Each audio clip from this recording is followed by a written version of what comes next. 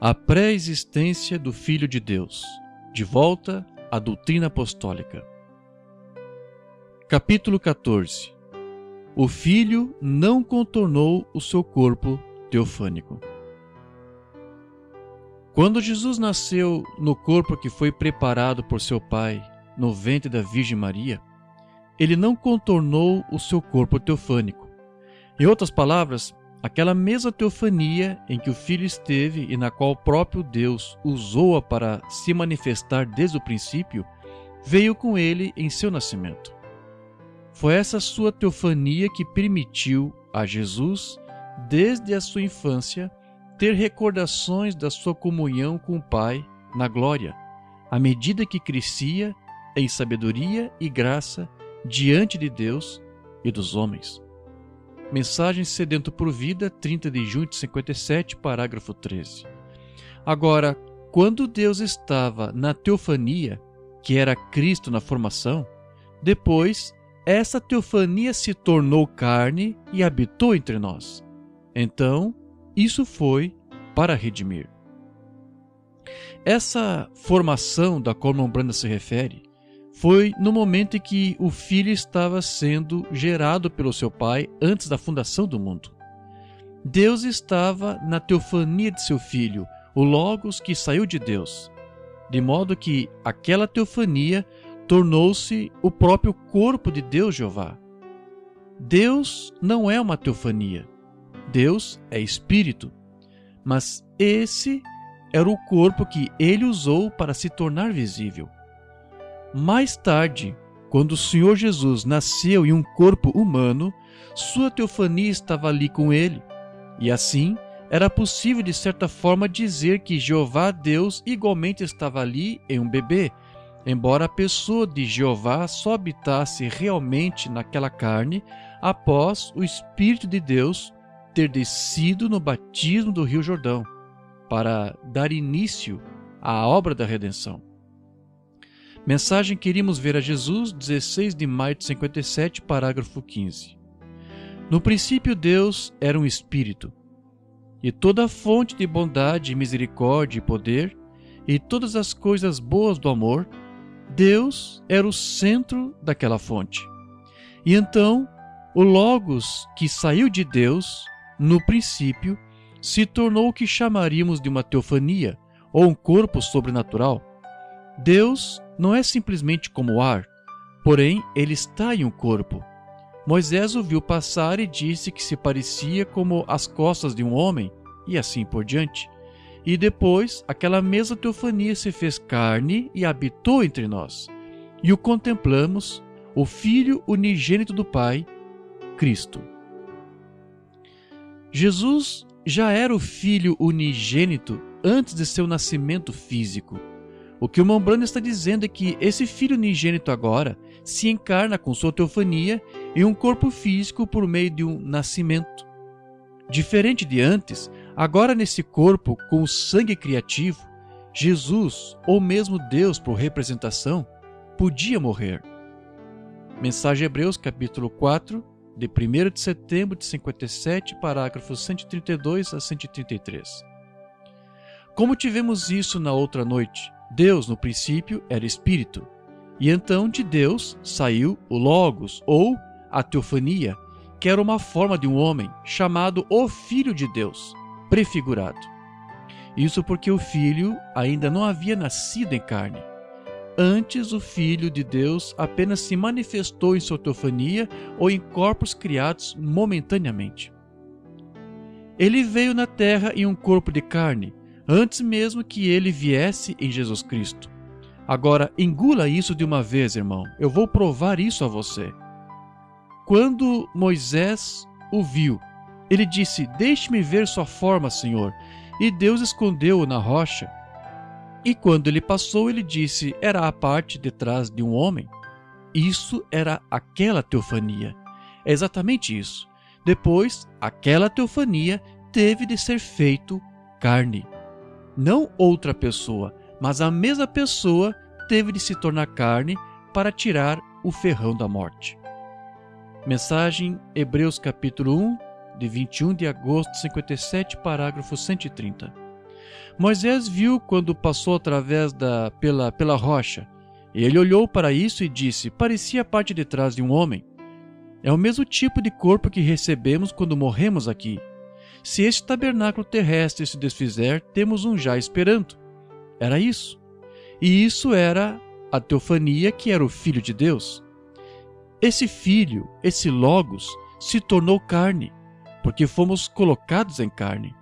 E a teofania, o Logos, se tornou carne, aqui entre nós. E ele nada mais era do que o lugar de habitação, pois toda aquela fonte habitou nele. Você vê isso? Aqui está.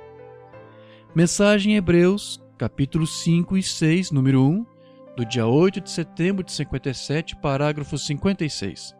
Agora, quantos se lembram do ensinamento sobre a deidade? Como fomos lá atrás e encontramos Deus como o grande arco-íris com todo o espírito diferente, como era isso?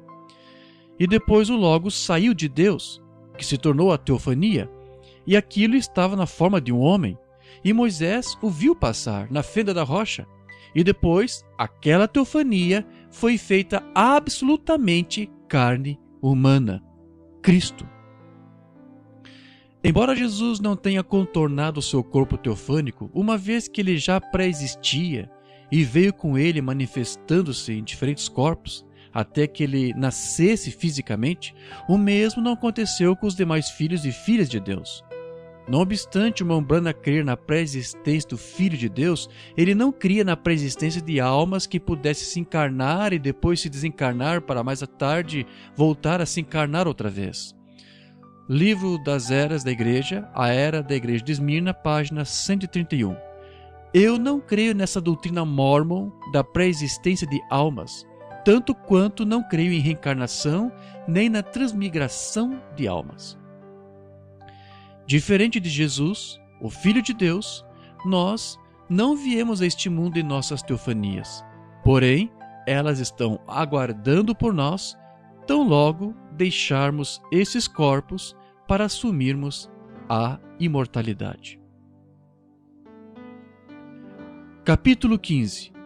Deus não tinha o seu Filho para enviar? Como já vimos, quando Deus enviou o seu Filho, este veio em seu corpo teofânico, que era também o próprio corpo de Deus Jeová. Então podemos dizer, exatamente como Mombrana, de que Deus mesmo veio para fazer a obra da redenção, porém ele precisou do seu Filho para isso. E o Mombrana nunca negou que Deus o enviou até nós, pois a sua doutrina nos ensina de que foi necessário que o Pai enviasse o seu Filho desde os céus para que Deus estivesse velado em uma máscara a fim de assumir o papel de um parente redentor. Entretanto, como já tivemos aqui a oportunidade de observar, entre alguns que dizem crer na mensagem de William Branham, existe um grande esforço de tentar anular todas essas declarações onde o profeta mostra Deus formando o seu Filho antes da fundação do mundo. Uma das razões da descrença destes é porque eles alegam que tal ensino criaria uma suposta contradição com uma outra declaração que ele ao mesmo tempo fazia, de que Deus mesmo veio porque ele não tinha uma outra pessoa ou um filho para enviar. Porém, o que eles não conseguem explicar é sobre como seria possível haver uma contradição se o Mombrana fez ambas as afirmações simultaneamente ao longo de todo o seu ministério. Ao mesmo tempo em que ele ensinava que o Filho pré-existiu com seu Pai antes da fundação do mundo, não como um simples ofício de Deus, mas como um ser real, também dizia que Deus seria injusto se enviasse outra pessoa que não fosse ele mesmo. Como sustentar a hipótese de uma suposta contradição de ensino frente a isto?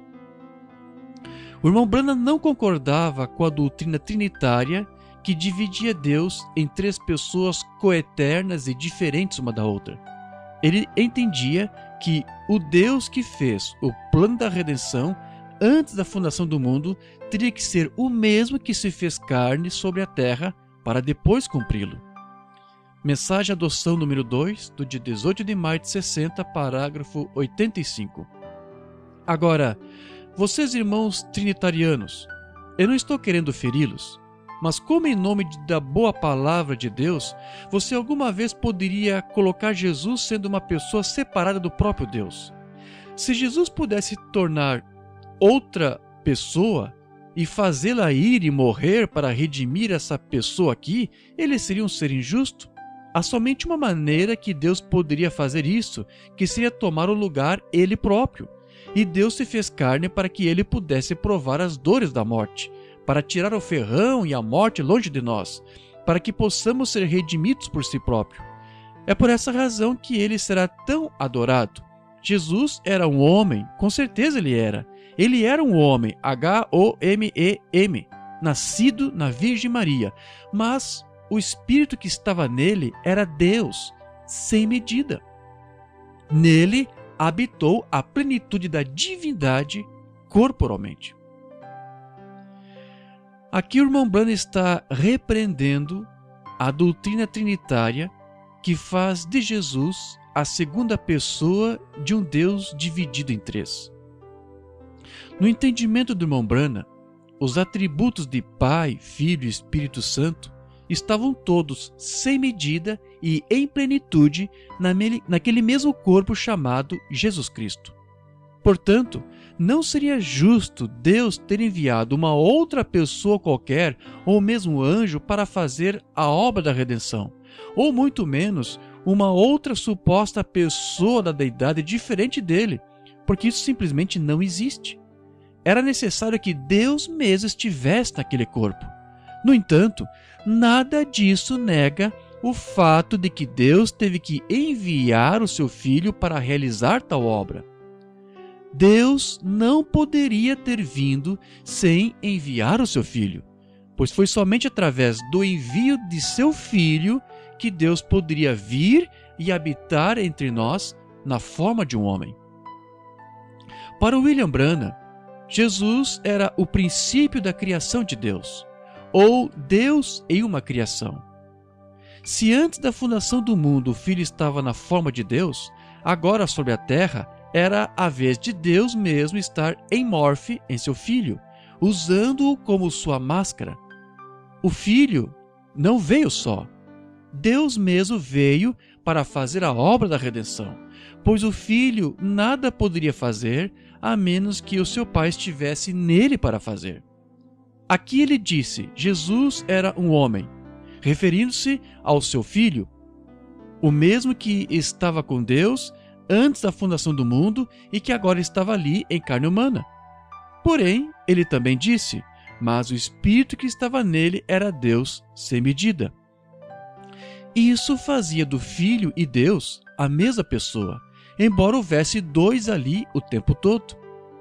Como são necessários ao menos dois para se formar uma unidade, quando Deus veio seu Filho sobre a terra, a fim de formar uma unidade perfeita entre ele e Jesus Cristo, o irmão Branham ensinava que o Pai e o Filho passavam a atuar como um só ser e uma só pessoa, embora fossem dois.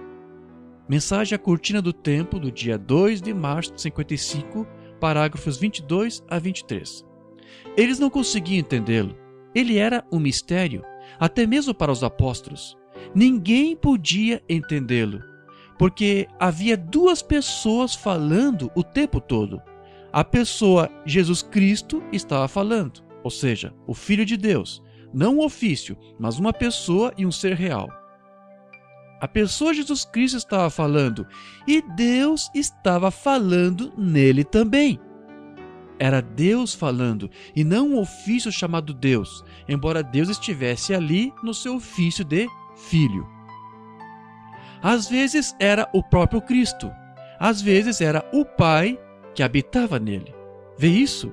Eles não conseguiam entender algumas coisas que ele dizia. Ele falava em enigmas para eles. Portanto, o que o irmão Branham dizia com essa sua afirmação é de que Deus não tinha uma outra pessoa da divindade ou de si mesmo para enviar, como querem os trinitários, pois não há duas ou mais pessoas na divindade.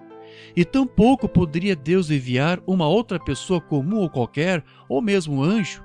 Era necessário que Deus mesmo viesse, porém, A maneira que ele escolheu vir foi enviando o seu Filho unigênito. Um fato não nega outro. Livro das Eras da Igreja, A Revelação de Jesus Cristo, página 22. Quer um tipo do Velho Testamento? Vamos voltar ao Jardim do Éden. Quando chegaram as primeiras notícias na glória de que o filho Adão tinha se perdido, enviou Deus um anjo? Enviou ele um filho? Enviou ele um outro semelhante a nós? Não. Ele próprio veio para redimir aquele filho perdido. Aleluia! Deus não confiou seu plano de salvação a outro, ele confiou unicamente a si mesmo. Deus se fez carne e habitou entre nós e nos redimiu para si mesmo. Somos salvos pelo sangue de Deus. O Deus eterno habitou em um corpo mortal a fim de tirar o pecado. Ele tornou-se o Cordeiro a fim de derramar o seu sangue e entrar dentro do véu com ele. Mensagem O Quinto Selo, 22 de março de 63, parágrafo 460. Foi por isso que Deus teve de se tornar homem. Ele não podia tomar um substituto, um filho que não fosse apenas um filho comum para ele ou algo assim. Deus se tornou ambos. Jesus se tornou tanto filho quanto Deus. A única maneira que ele podia justamente fazê-lo. Deus teve de receber a punição, ele próprio. Não teria sido justo colocá-la sobre outra pessoa. Deste modo, a pessoa de Jesus era Deus, manifestado na carne, chamado Emanuel. Qualquer leitor ou estudante sincero saberá que toda vez que o irmão Branham falava em filho, estava se referindo a uma criança inocente ou um jovem. Aqui o irmão Branham está sendo muito bem claro ao dizer que Deus não poderia assumir ou enviar para nós um filho seu qualquer ou uma pessoa comum. Isso não seria justo e de nada serviria, porque por mais santos e justos que sejam, todos são nascidos em pecado. Como sabemos, seria necessário que o seu filho, nascido sem pecado, cumprisse a obra da redenção. Jesus não é um filho comum, ele é o unigênito de Deus. O irmão Branham não está com essas palavras negando que Deus enviou o seu filho. Quando Deus habitou no filho que ele enviou, este filho se tornou Deus em plenitude. Mensagem Super Sinal, 27 de dezembro de 59, parágrafos 76 a 77. Observe a Deus em suas maneiras de operar. Quando ele criou os céus e a terra, ele ajuntou os anjos e ele disse: façamos. Cada lugar na Escritura onde ele fez qualquer coisa, na maioria das vezes, não eu, mas meu Pai. Mas quando isso chegou ao plano da redenção, ele veio só. Ninguém estava com ele. Ele era o único que podia vir. Um anjo não podia fazer isto. Outro homem chamado de seu filho, ou seja, um homem ou um filho qualquer nascido em pecado, não podia fazer isto. Outro chamado de outra coisa, uma virgem santa, uma mãe santa ou algum santo, não podia fazer isto. Deus tinha que vir. Mais uma vez, o irmão Branham está nos dizendo que Deus não poderia enviar ninguém que compartilhasse de uma mesma natureza pecaminosa ou que se dissesse ser um filho de Deus, por mais santo e justo que alguém pensasse que essa pessoa pudesse ser. Mas, mais uma vez, não vemos aqui o irmão Branham negando que Deus enviou o seu Filho Jesus. Mensagem de Conferência com Deus, 20 de dezembro de 59, parágrafos 106 a 107. Mas houve uma conferência feita no céu, o que este plano da redenção seria. E foi decidido por Deus que ele se tornaria um homem, que ele descesse e tomasse para si próprio a maldição sobre si. Não seria justo ele enviar um anjo. Não seria justo ele enviar qualquer outra pessoa. Mesmo se ele tivesse um menino, não seria justo para ele enviar o seu menino. Não seria justo eu fazer Joseph sofrer pelas coisas do meu julgamento. Eu não seria justo ao fazer assim. Se eu pronuncio o meu julgamento e quero redimi-lo, a única coisa que posso fazer é sofrer por isto eu mesmo. Nesse sermão, a palavra que o Mombrana usou no original em inglês foi boy, que quer dizer menino, garoto, rapaz, moço. Entretanto, como a Gravações da Voz de Deus decidiu traduzi-la por filho, que não seria exatamente uma tradução adequada, isso fez com que muitos acabassem interpretando que o Mombrana estivesse negando que Deus possuía o seu filho unigênito para enviar, quando na verdade o que ele disse, assim como já verificamos nos outros sermões, é de que Deus não poderia ter enviado uma pessoa comum, mesmo que fosse um jovem ou uma criança que se alegasse ser pura e inocente, como Mombrana acabou citando o seu menino Joseph, pois todos, na verdade, são nascidos em pecado e carecem da glória de Deus. Isso apenas mostra que, nas ocasiões em que ele menciona um filho comum, ele estava se referindo ao menino, um jovem, mas em momento algum ele estava negando que Deus enviou o seu filho. Usar essas expressões do profeta para negar a pré-existência do Filho de Deus demonstra que não é à toa que eles não conseguem resolver uma equação, pois sequer conhecem o abecedário. Esse plano da redenção, ao qual o irmão Branham se referia, já havia sido estabelecido desde antes da fundação do mundo, quando Deus matou o seu cordeiro em sua mente. Este plano era dele e somente ele poderia cumpri-lo. Ninguém deveria fazê-lo em seu lugar.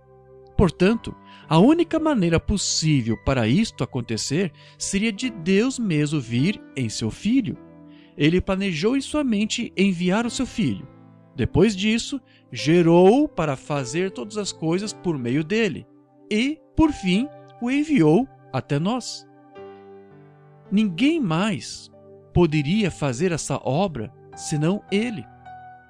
No entanto, essa tradução somada às outras interpretações tem sido mais que suficiente para alguns criarem as suas próprias doutrinas e negarem todo o ensino bíblico e apostólico sobre a pré-existência do Filho de Deus que o irmão Branham tanto defendeu. Mas como se isso ainda não fosse o bastante, junto com a interpretação que foi feita a essas palavras do irmão Branham, existe ainda mais uma outra colocação feita por ele que é muito utilizada para arrazoar ou dar corpo à interpretação de que o irmão Branham teria supostamente voltado atrás em seu ensino e negado que Deus tivesse um filho. Em algumas ocasiões, o irmão Branham afirmava que Deus habitava ou veio só até ele descer à terra em carne humana. Isso, segundo eles, confirmaria a suposta mudança de ensino do William Branham, ao alegar que, como Deus veio só, obviamente que ele não teria nenhum filho unigênito para enviar. O irmão Branham sempre exaltava a Deus como sendo o único e que ninguém se iguala ou se compara a ele.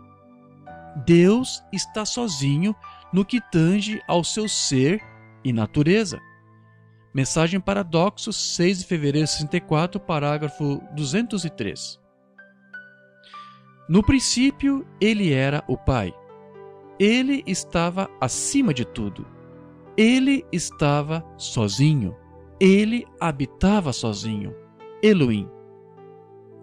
Mensagem de Jeová Jiré, número 2, 3 de abril de 64, parágrafo 191. Observe após a aparição neste nome de Deus Todo-Poderoso. E foi revelado a ele que ele era o Todo-Suficiente. Ele não tinha auxiliares. Ele não precisava de nenhum, de quaisquer secretários. Ele estava sozinho. Deus. Ele era Deus sozinho. Isso sempre era usado por irmão Branham como uma resposta para aqueles que dividem a deidade em mais de uma pessoa. Não há outro Deus além do grande Deus Jeová. Porém, todos os seres celestiais que o vissem estariam olhando para a sua teofania, que era o corpo celestial também de seu Filho. Sendo assim, era através do seu Filho que o Deus invisível sempre se tornava conhecido.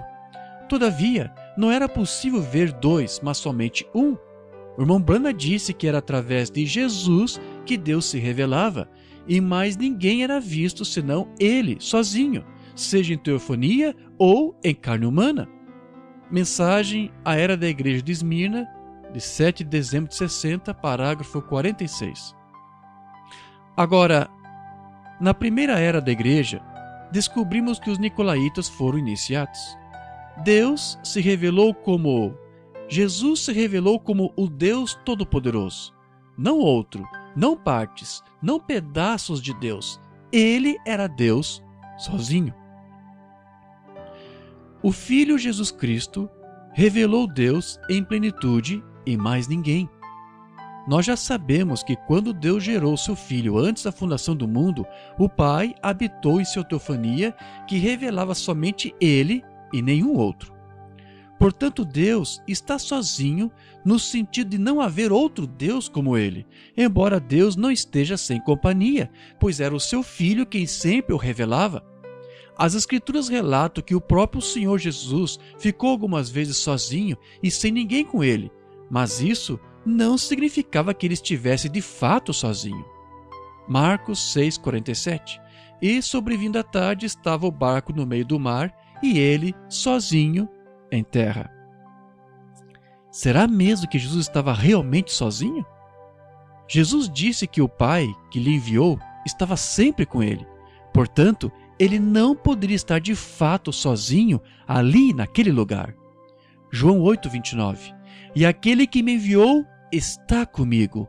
O Pai não me tem deixado só, porque eu faço sempre o que lhe agrada.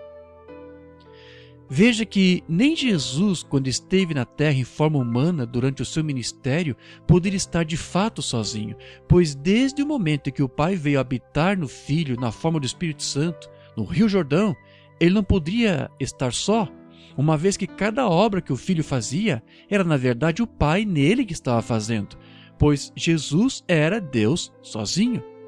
Portanto, podemos somente dizer que o Filho estava sozinho porque não se podia ver outro junto com ele, embora a pessoa do Deus invisível estivesse habitando dentro do seu Filho. As duas escrituras aqui citadas não criam nenhum conflito de informações entre si, mas pelo contrário, quando as unimos, formamos um quadro mais completo do que nos é apresentado. E é assim que deve ser feito com todas as declarações que Umbanda faz.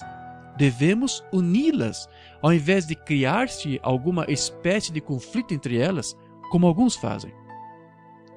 Houve um tempo em que Deus também esteve só, até o momento em que ele deu a luz ao seu Filho, o Logos que saiu de Deus.